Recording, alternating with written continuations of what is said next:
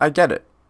You're in a situation where you really care about someone, maybe even love them, and it feels impossible to imagine stepping away, right? You shared so many memories with them, and the connection feels so real. It feels like a part of who you are, like you built something together.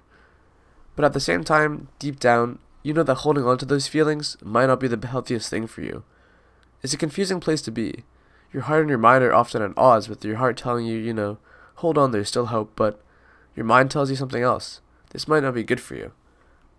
It's easy to get stuck in the thought process of, what if things change, or maybe if I give it more time, things will get better, and I understand you think that way.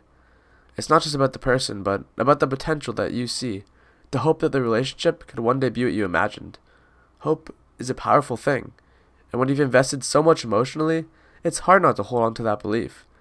You want to believe in the possibility, in the what could be. But here's the thing. Sometimes, even when you care deeply for someone, the healthiest choice is to let go. Not because your feelings aren't real or because you don't care about them, but because holding on might keep you from moving forward. It's about finding your peace again, about taking care of your own well-being and realizing that sometimes relationships don't work out the way we hope they will. And that's okay. It doesn't make the love any less real, but sometimes you need to make space for your own healing. I know this isn't easy. You might feel torn, questioning whether you should keep trying or whether you're being too hasty, and I want to acknowledge how tough that is. It's normal to want to give it another chance, to hold on to the good moments, and to wish things could be different, but here's the key. When we hold on too tightly, we sometimes ignore the reality of the situation.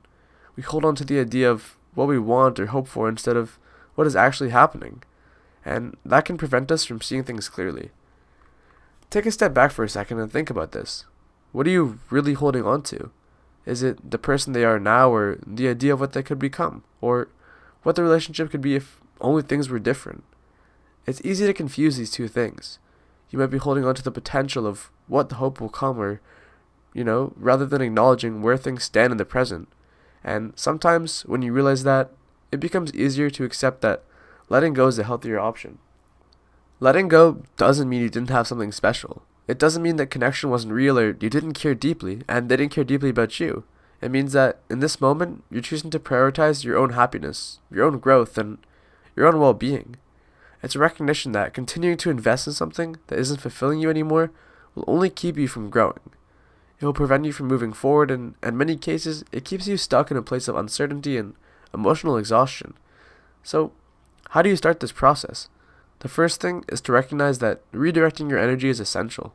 When you're emotionally invested in someone, it's natural to fixate them, to wonder what they're doing, check up on their social media, or, if they're even thinking about you. But right now, it's crucial to shift the focus back to yourself.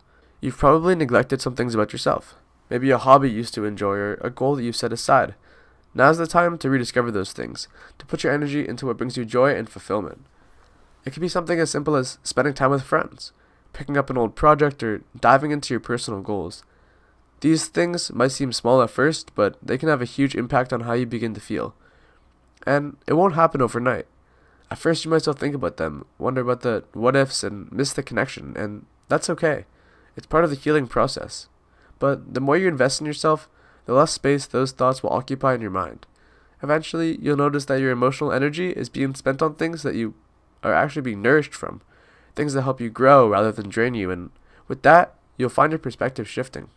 And here's something I really want to emphasize. Letting go does not mean you're walking away from everything you have with that person.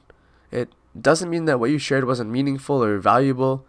It simply means that you're choosing to move forward, to focus on your own well-being and beginning to make space for the future. This doesn't erase the good times, the good memories, the good laughs, but it frees you from holding on to something that's no longer benefiting you. And that is such a powerful thing to do for yourself. You might be wondering, what if I'm wrong? What if things could get better?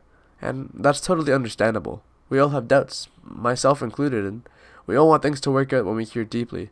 But sometimes, the most loving thing you can do for yourself and for the other person is to take a step back and focus on yourself. If a relationship is truly meant to work, it won't require this much effort or emotional strain. Let me say that again. If a relationship is truly meant to work, it won't require this much effort or emotional strain. And it won't require you to constantly wonder if you're enough. Relationships thrive when there's mutual care, mutual respect, mutual balance, and no one person is constantly questioning what's wrong or trying to fix things that don't feel right. You don't want to be the only one fighting that battle to make things healed. When you choose to focus on your own growth and happiness, you start to create space for new experiences and opportunities. This isn't just about leaving something behind. It's about creating room for a future that aligns with who you are and what you truly need.